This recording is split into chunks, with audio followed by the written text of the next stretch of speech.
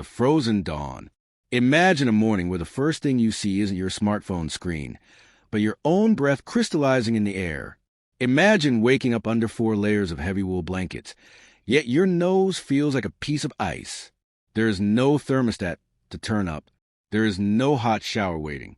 Outside, the year is 1905, and a great freeze has gripped the land.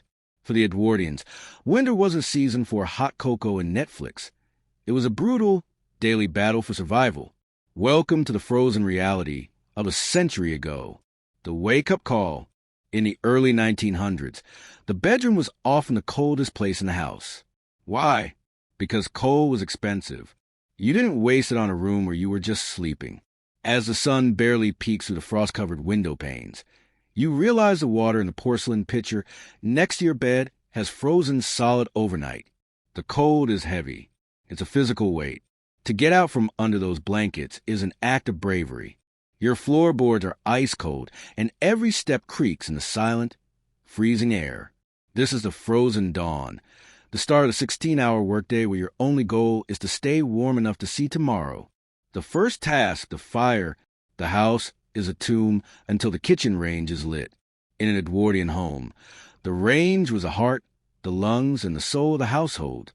It provided the heat, the hot water, and the cooked food, but it was a demanding master. Before you can even think of warmth, you have to clean out the clinkers, the stony residue of yesterday's coal. Your hands are numb, your fingers stiff. You strike a match, a precious commodity, and nurse the kindling into a flame. It takes an hour for the kitchen to become bearable. Until then, you move like a shadow in the dark, shivering uncontrollably as your body tries to generate its own heat. The psychology of the cold.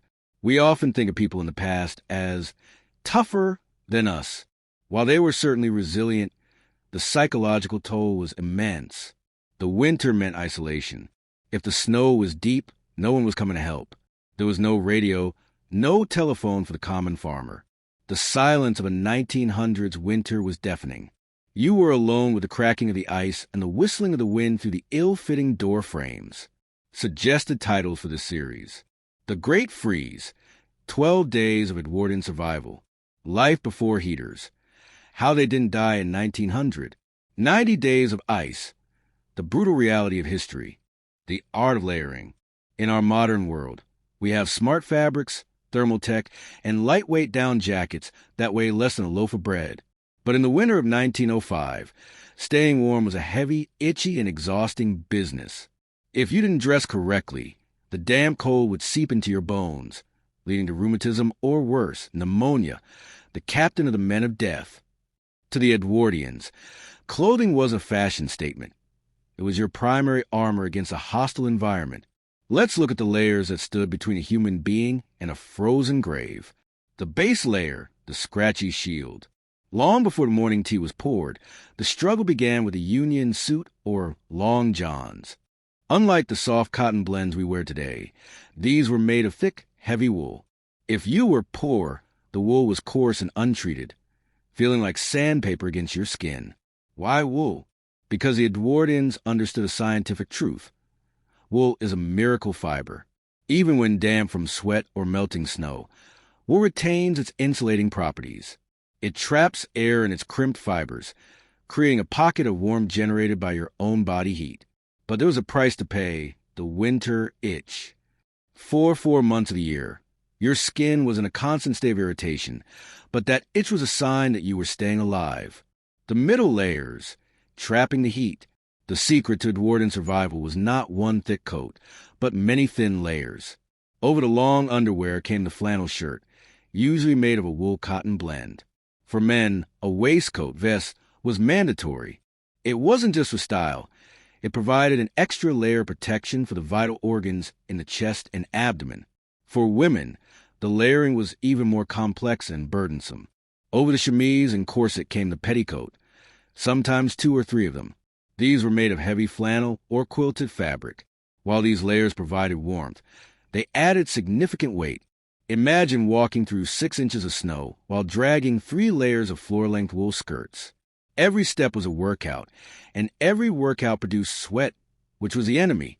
If your inner layers got too wet from perspiration, and then you stopped moving, the moisture would turn ice cold, chilling your core instantly.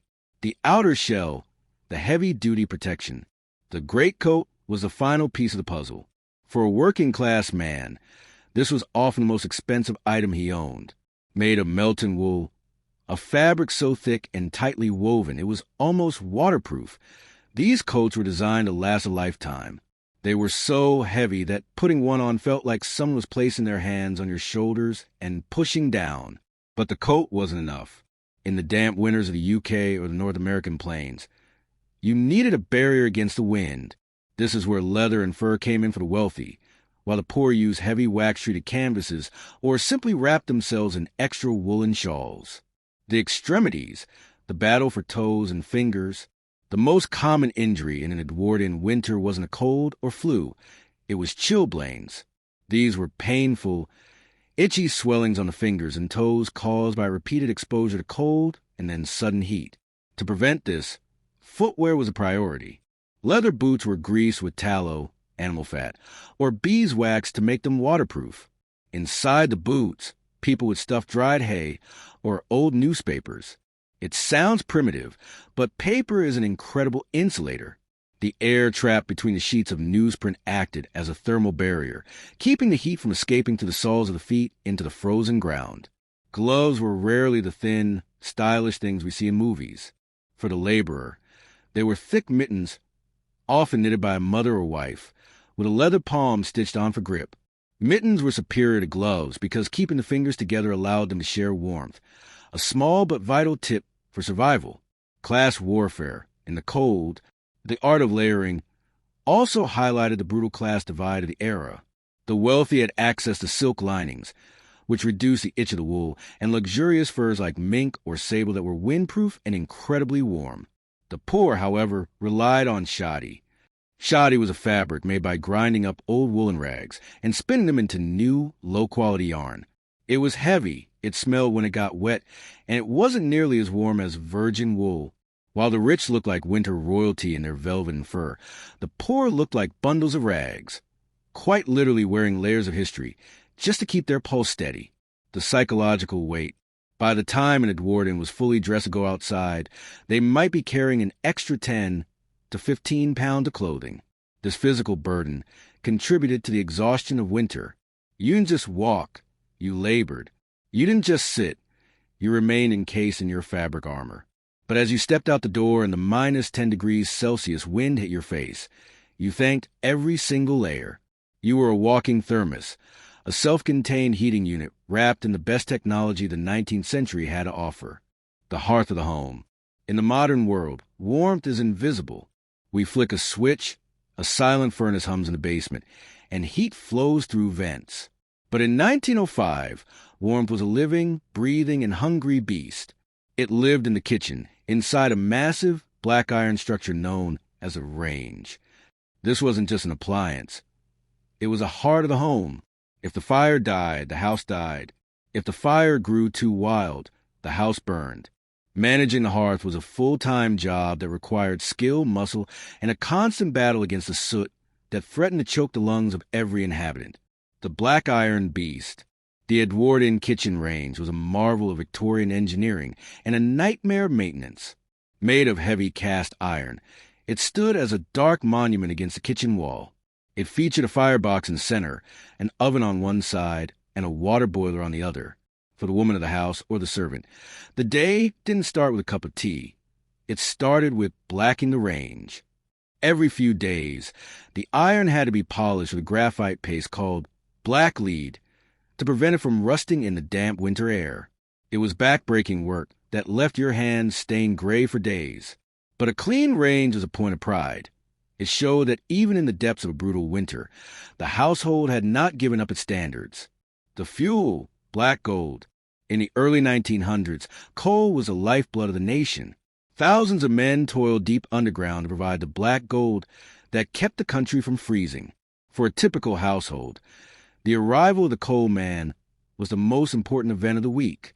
He would carry heavy burlap sacks, weighing over 100 pounds each, down into the cellar. Coal was expensive. A sudden spike in prices during particularly harsh winter could mean the difference between eating meat or eating dry bread. Every lump of coal was counted. You didn't just throw a shovelful on the fire. You placed it strategically. You learned the language of the fire, how to bank it at night, so that a few glowing embers remained in the morning, saving you the struggle of starting from scratch with expensive kindling. The morning ritual of ash. Before a new fire could be lit, the remains of the old one had to be dealt with. This was the ash pit. Cleaning out the ash was the messiest job in the house. Fine, gray dust would rise into the air, settling on the furniture, the food, and into the lungs of whoever was cleaning it. This ash wasn't just waste, though. In the spirit of Edwardian frugality, it was often recycled. Sifted ash was used to soak up spills, mixed with night soil waste for the garden, or even used as a primitive abrasive to clean metal pots. Nothing was wasted because, in the winter, resources were too precious to throw away. The science of heat, the convection struggle. One of the greatest challenges of the 1900s was that heat didn't travel. The kitchen might be a sweltering 25 degrees Celsius, 77 degrees Fahrenheit because of the stove, but just 10 feet away in a hallway, the temperature dropped to near freezing. To combat this, Edwardians used draft excluders, long, snake-like bags filled with sand or sawdust placed at the bottom of doors. They understood that the hot air from the stove would rise and try to escape, while the heavy, cold air from outside would crawl along the floor like a ghost. Life in the winter was a constant movement between zones. You stayed in the kitchen as long as possible. When you had to move to the parlor or the bedroom, you did so quickly, carrying a hot brick wrapped in flannel or a copper bed warmer filled with coals to keep your hands from numbing. The hidden killer, carbon monoxide, with all the doors shut tight and every crack stuffed with rags to keep the heat in, a new danger emerged, the silent killer. Coal fires produce carbon monoxide in poorly ventilated houses, or if the chimney flue was blocked by soot or a bird's nest, the gas would build up. Edwardians didn't have digital detectors. They relied on common sense and traditional signs. If the family became unusually drowsy, or if the pet dog seemed lethargic, it was a sign to crack a window, even if it meant letting in the sub-zero air. The choice was often between freezing or suffocation. Many families went to sleep in a warm room and simply never woke up, victims of the very fire that was supposed to keep them safe. The sound of the hearth. There is a specific sound to an Edwardian winter. The rhythmic clink-clink of the coal shovel against the iron grate, the roar of the chimney when the wind caught it, and the occasional pop of a gas pocket in the coal. For the children of the house, the hearth was the center of their universe. It was where they did their homework by the flickering orange light, where they toasted pieces of bread on long forks, and where they listened to their elders tell stories of even worse winters from the past. The fire was more than a utility. It was a member of the family. It required feeding, cleaning, and attention, and in return, it provided the only thing that made the dark, frozen months bearable. Light in life. Conclusion of Part 3. But the fire was only half the battle. To keep the fire of the human body burning, you needed calories and lots of them. In a world where the milk froze in the bottle and the meat turned to stone in the larder, how did the Edwardians feed themselves? Breakfast of survivors.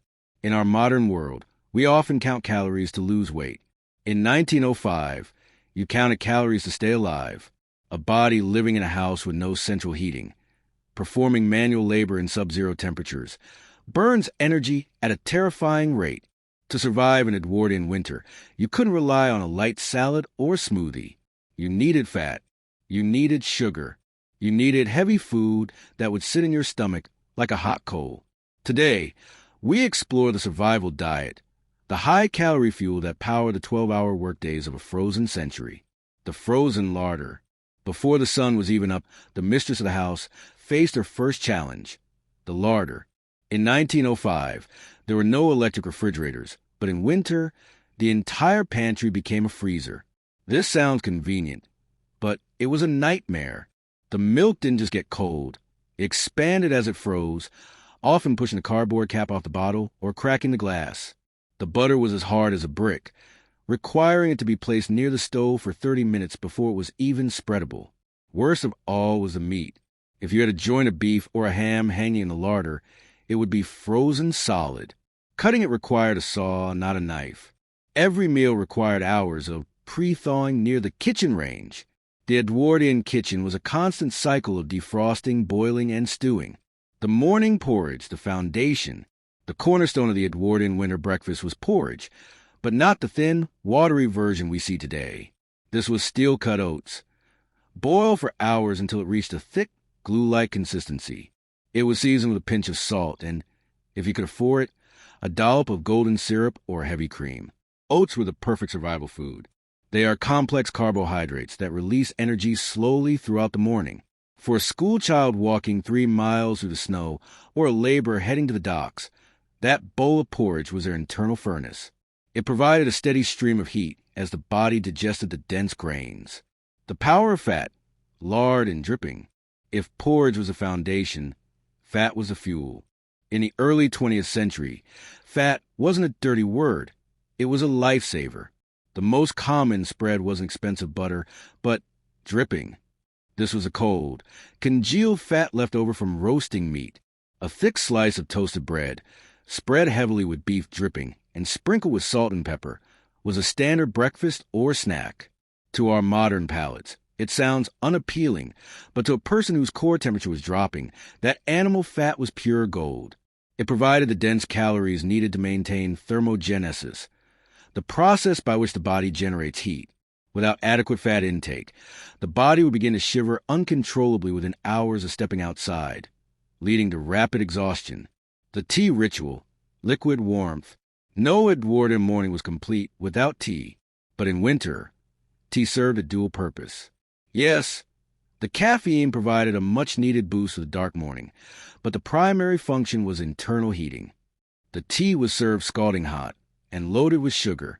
Sugar was a quick-burning fuel, giving the body an immediate spike in energy to tackle the first chores of the day, like shoveling snow or carrying water. The warmth of the cup also served a practical purpose. It was a way to thaw out frozen fingers before putting on work gloves. In many working-class homes, the teapot stayed on the corner of the kitchen range all day long, being topped up with hot water and fresh leaves, acting as a communal station for quick warmth. The struggle for protein. While oats and fats were plenty, fresh protein was a luxury in the dead of winter. Most families relied on salt pork or bacon. This wasn't the thin, crispy bacon we know. It was thick, salt-cured slabs of fat with a streak of lean meat. The salt served two purposes. It preserved the meat without the need for ice, and it encouraged the body to retain water, which was strangely helpful in the dry, cold air of winter. Eggs were rare. Chickens often stop laying eggs when the days get short and the temperatures drop. If a family had eggs in January, they were likely water-glassed, an ancient method of preserving eggs by submerging them in a bucket of sodium silicate. These eggs would stay fresh for months, but they were treated like precious jewels, saved for the most grueling days or for the sick. The pudding culture, dinner, usually eaten at midday, was the largest meal. This is where the famous suet puddings came into play. Suet is the hard fat found around the kidneys of cows. Edwardians would mix this fat with flour and dried fruits like raisins to create spotted dick or suet dumplings. These puddings were steamed for hours. They were incredibly dense and heavy. A single serving could contain 800 to 1,000 calories. This was a slow burn, fuel that would get a worker through the freezing afternoon until the sun went down. Conclusion of Part 4. The Edwardian winter diet was a masterpiece of survival. It was built on the understanding that the body is an engine, and an engine cannot run without fuel. They ate with a purpose, to stay warm, to stay strong, and to stay alive. But what happens when you finish your meal and realize there is no water left to wash the dishes? Or worse, no water to drink? In our next part, we look at the most basic necessity of life and how it turned into a frozen nightmare. Water and ice. In the 21st century, we take water for granted. We turn a handle, and an endless stream of clean, temperature-controlled water appears. But in the winter of 1905, water was a stubborn, frozen enemy. In the Edwardian era, if you want a glass of water or a pot for tea, you didn't just turn a tap, you often had to fight for it with an axe. Today, we explore the frozen grid, the era where the most basic necessity of life could disappear overnight, trapped inside pipes of lead and wells of stone. The sound of the axe, the morning break, for the millions of people living in rural areas or small villages, water came from an outdoor pump or communal well. On a morning where the temperature had plummeted to minus 15 degrees Celsius, the scene at the village pump was one of communal struggle. The prime of the pump would have frozen solid. To get the water flowing, you had to perform a ritual. First, you brought out a kettle of boiling water, precious water saved from the night before, and poured it slowly over the iron neck of the pump. You waited for the ice to crack and melt within the mechanism. Only then could you begin the heavy, rhythmic pumping, and you had to be fast. If you pumped too slowly, the water would freeze again before it even hit your bucket. The sound of metal clanking and ice shattering was a true alarm clock of the Edwardian countryside, the nightmare of indoor plumbing. In the cities, modern plumbing was beginning to take hold, but it was primitive and ill-prepared for a deep freeze. Pipes were made of lead or cast iron and were often attached to the exterior of houses or buried just inches beneath the cold brickwork. When water freezes, it expands. In the winter of 1905, the sound of a thump followed by a hiss was the sound of catastrophe. A burst pipe didn't just mean no water. It meant that when the thaw finally came, your home would be flooded with freezing, muddy water. To prevent this, Edwardians would leave their taps dripping all night. They knew that moving water is harder to freeze than standing water. However, this led to a secondary problem. The drains would freeze, and by morning, your sink would be a solid block of ice, overflowing onto the floor. The thaw trap. If your pipes did freeze, the methods for thawing them were terrifyingly dangerous. The common solution was to take a flaming rag soaked in oil or a handheld blow lamp and run it along the lead pipes. In a house filled with wooden beams, hay-filled mattresses, and coal dust, this was a recipe for a house fire. Many Edwardian families survived the cold only to lose their homes to a fire started by a desperate attempt to get the water running again. The laundry ordeal. If obtaining water for drinking was hard, obtaining water for cleaning was an Olympian feat. Wash day in the winter was a multi-day battle. You needed gallons of water to wash the heavy woolen layers we discussed in Part 2. This meant hauling dozens of buckets from the pump, heating them on the kitchen range, which took hours, and then scrubbing the clothes by hand. The real heartbreak came when it was time to dry the clothes. You couldn't hang them outside. They would simply freeze into wooden shapes. A shirt hung on a line in 1905, it would become a flat, frozen board in minutes. If you tried to fold it, the fibers would snap. Most families had to hang their wet laundry on clothes horses inside the kitchen. This turned the only warm room in the house into a damp, humid, and claustrophobic jungle, with a smell of wet wool and coal smoke mixed into a thick, suffocating air. The harvest of ice. While the average person struggled with ice, for some, the ice was a crop. Before the invention of electric refrigeration, ice was harvested from ponds and rivers.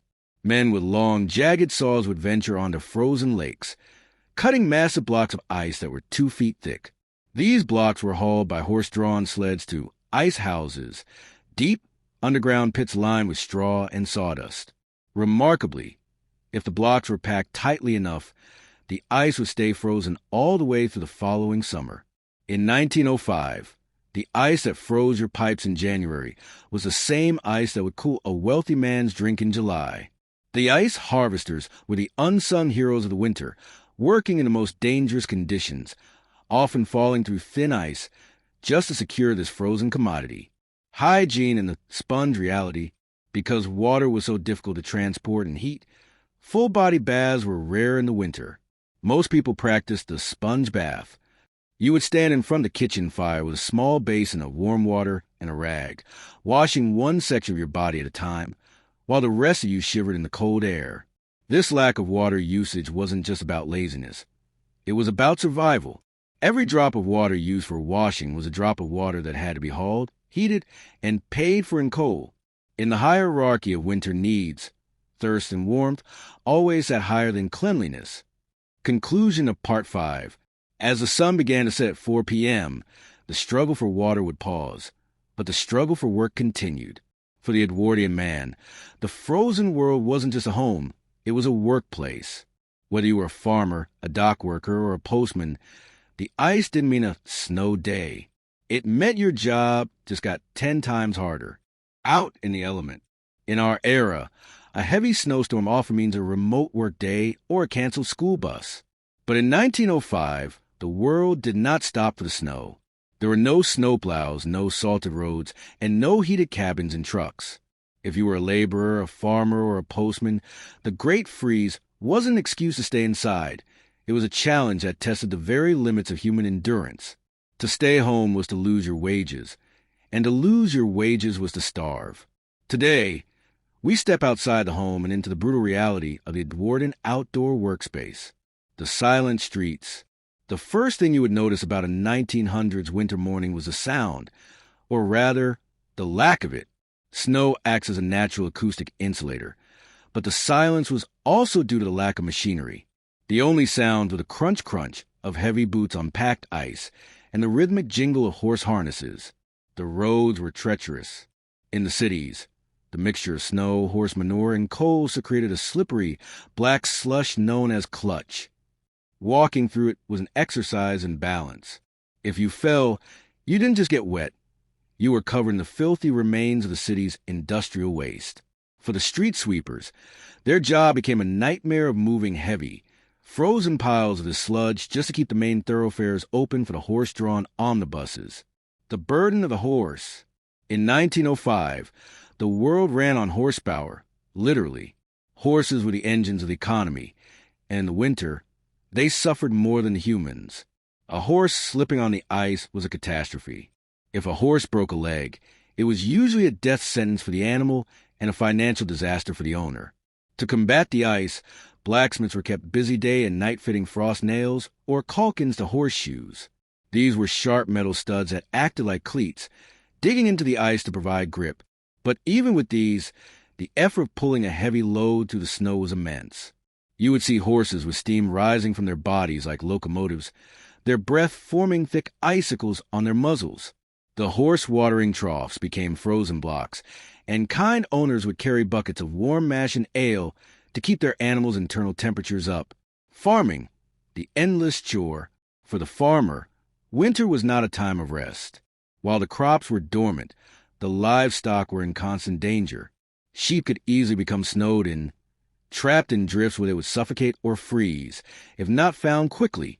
Farmers had to trek miles through waist-deep snow, often carrying a long pole to poke into drifts, looking for the steam holes created by a buried sheep's breath. Feeding the cattle was a grueling physical labor. Frozen hay had to be pitched, and as we discuss in Part 5, the water supply was a constant battle. The farmer's hands were a map of his struggle. Cracked skin, hacked sores from the cold, and permanent frost-nipped fingertips. There were no waterproof Gore-Tex gloves. There was only grease-soaked wool that eventually froze into the shape of the shovel handle. The postman and the messenger. One of the most respected figures of the Edwardian winter was the postman. In an age before the internet, the mail was the only link between families. The postman was expected to make his rounds regardless of the drifts. Rural postmen often walked 15 to 20 miles a day. In the Great Freeze of the early 1900s, stories emerged of postmen being found leaning against stone walls, frozen to death with their mailbags still gripped tightly. They were the sentinels of communication, and the sight of the red-faced man in his heavy navy blue coat was a symbol of hope for isolated families. They brought the news of the outside world to people who hadn't seen a neighbor in weeks. The danger of whiteouts. Without GPS or paved highways, it was incredibly easy to get lost. A sudden blizzard or whiteout could turn a familiar path into a deadly trap. In the flat plains of North America or the high moors of England, the horizon would disappear. People would lose their sense of direction just yards from their own front door. There are harrowing accounts of Edwardians tying ropes from their back door to the barn so they could find their way back after feeding the animals. If you lost the rope in a whiteout, you were as good as dead. The cold would disorient you, leading to paradoxical undressing, a late-stage hypothermia symptom where the victim feels a false sensation of extreme heat and strips off their clothes, hastening their end. The industrial toil. In the industrial north, the mill girls and iron workers faced a different kind of cold. The factories were massive, unheated brick shells. While the machinery generated some heat, the drafts were lethal. Workers would wrap their feet in burlap sacks and grease, their skin with tallow, to create a barrier against the freezing dampness. The transition from the scorching heat of a blast furnace to the sub-zero air outside caused shivers so violent they could break teeth. Conclusion of Part 6. By midday, the outdoor worker was exhausted, damp, and hungry. The art of layering, we spoke of in Part 2, was now a heavy, wet burden. But as the pale winter sun began to dip toward the horizon, often as early as 3:30 p.m., a new fear set in. It wasn't just the cold anymore. It was the dark. In our next part, we look at the most vulnerable members of the society, the children and the elderly, and how they survived the nights when the mercury dropped to levels that modern thermometers would struggle to measure. The vulnerable. In the winter of 1905, the survival of the fittest wasn't just a theory, it was a nightly reality. While a healthy adult might endure a night in a freezing room with nothing but shiver, for the very young and the very old, the cold was a silent predator. In an era before antibiotics, a simple chest cold in December could become a funeral in January. Today, we look at the quiet, desperate measures taken to protect the vulnerable, those whose internal fires weren't strong enough to fight the great freeze on their own. The nursery, a battle for breath. In the Edwardian home, the nursery was often tucked away in the attic or far corner, rooms that were the hardest to heat. For a mother, winter was a season of constant anxiety. Infant mortality rates spiked during the winter months. The main culprit wasn't just the temperature, but croup and bronchitis. The air in these homes was incredibly dry because of the coal fires, which irritated tiny lungs. To combat this, mothers used bronchitis kettles, long-spouted pots that sat on the fire, sending a constant stream of steam into the room to keep the air moist. If a baby started to wheeze, the remedy was vapor capping or goose grease. A child's chest would be rubbed with thick animal fat and then covered with a warm flannel cloth to seal in the heat. It was messy, it smelled, but it was the only barrier against the congestion that claimed so many lives. The hot brick and the bed warmer. Go to bed was the most dangerous time for the elderly. As the body ages, its ability to regulate temperature weakens. In a room where the temperature might drop to 2 degrees Celsius 35 degrees Fahrenheit, a senior citizen could easily slip into hypothermia while they slept. The solution was a range of preheating tools. The most common was the hot water bottle. But in 1905, these were made of heavy stoneware or ceramic, not rubber. They were effective but heavy. If you accidentally kicked one in your sleep, it was like being hit by a brick. For those who couldn't afford ceramic bottles, a literal brick was used. A brick would be placed in the oven of the kitchen range all evening until it was glowing with heat. It was then wrapped in multiple layers of old flannel or a thick wool sock and tucked into the bottom of the bed. This hot brick will provide a steady, radiating warmth for 6 to 8 hours, just enough to keep the blood flowing in elderly toes until morning sun rose. The old folk in the chimney corner. In the social hierarchy of the Edwardian winter, the elderly were given the place of honor, the chair closest of fire, known as the chimney corner. They would spend the entire day there, often wrapped in shoulder shawls and lap rugs. Movement was difficult. Arthritis and rheumatism were rampant, and the cold made joints feel like they were filled with broken glass. The elderly would often sit for hours, performing light chores like mending socks or peeling potatoes, staying as close to the coal stove as humanly possible. They were the keepers of memory, telling stories of the great snow of 1881 to the children, teaching the younger generation that while the current winter was bad, they had survived worse. School, the cold commute. For children, the struggle was a journey. Most children walked to school, regardless of the weather. There were no puffer jackets. Girls wore thin cotton stockings and woolen coats, while boys wore short trousers, even in winter, with long wool socks. The schoolhouse itself was often a drafty stone building with a single pot-bellied stove in the center. If you were lucky enough to sit in the front row, you were toasted. If you sat in the back, your ink would freeze in the inkwell.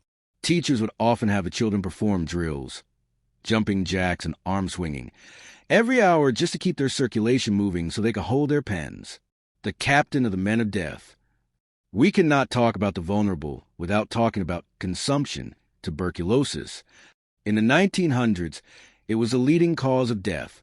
The irony of the Edwardian winter was that while people huddled together for warmth, they were inadvertently spreading germs in poorly ventilated rooms.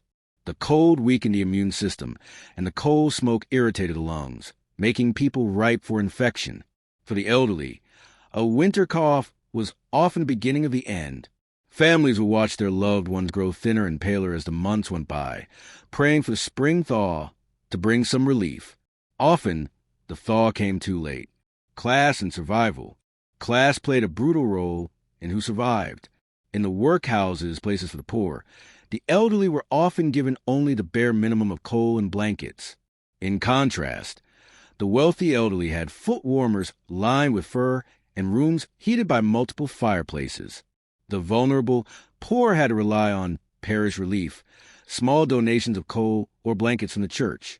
To be old and poor in 1905 was to live in a state of constant, shivering prayer. The psychological shield. Despite the physical danger, there was a psychological resilience. Children were taught from a young age that feeling the cold was a sign of weakness. They were encouraged to brave it out. This stiff upper lip attitude was a survival mechanism. If you accepted that the cold was your master, you would lose the will to fight.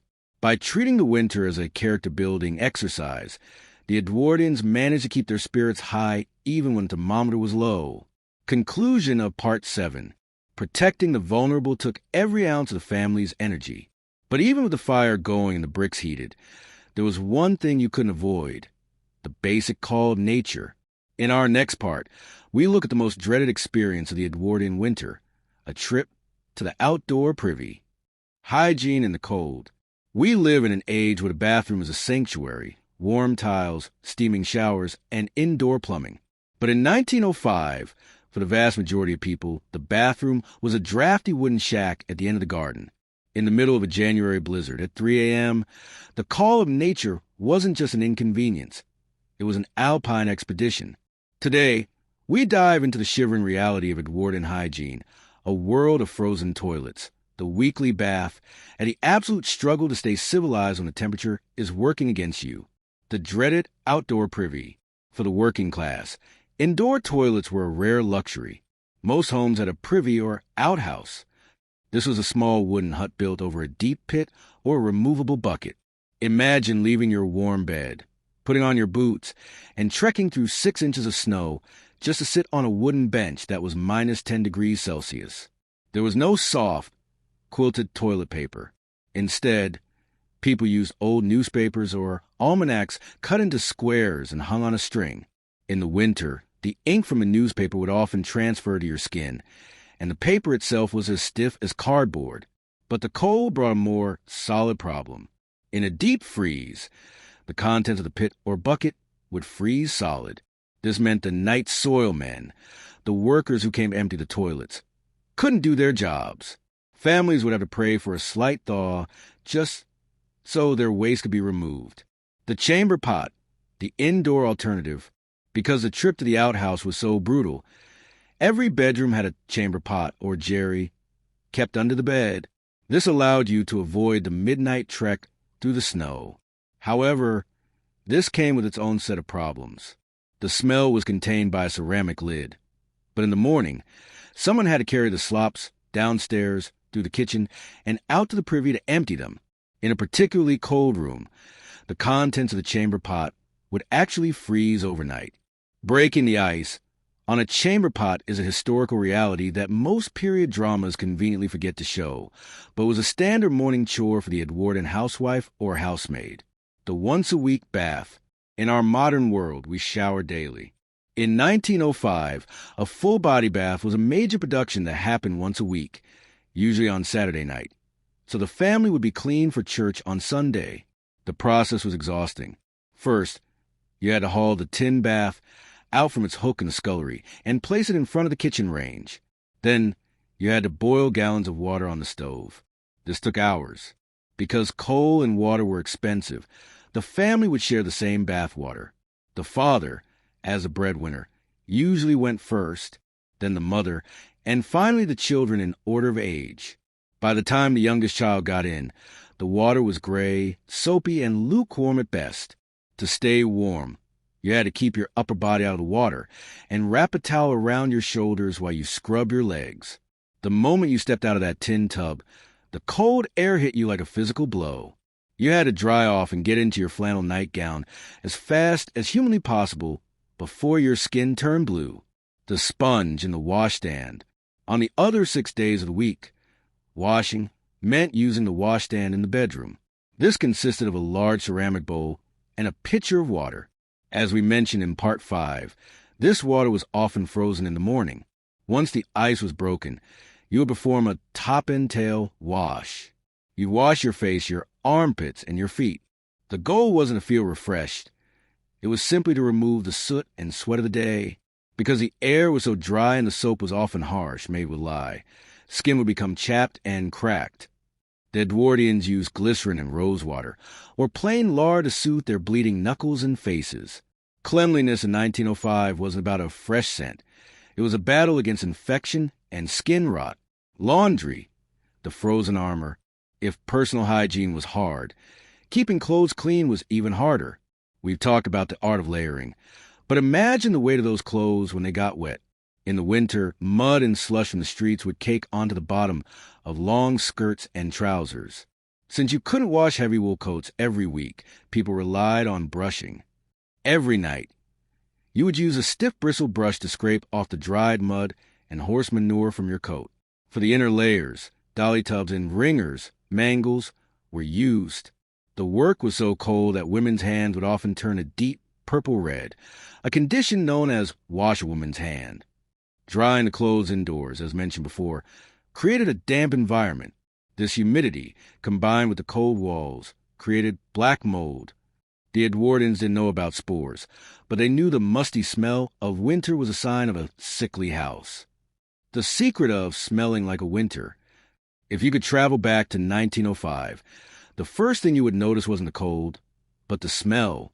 Everyone smelled a mixture of coal smoke, damp wool, animal fat from the dripping in lard, and a hint of unwashed skin.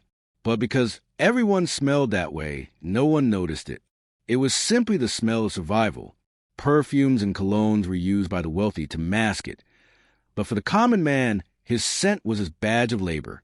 To be clean in the winter was a luxury that required time and money that most people simply didn't have. Conclusion of Part 8.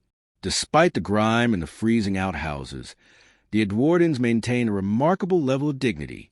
They polished their boots, they mended their rags, and they kept their black lead stoves shining. But as the hygiene chores finished, the sun would set, and the village would fall into a deep, icy silence. In our next part, we look at the winter industry, how the economy kept moving when the canals were frozen and the roads were blocked.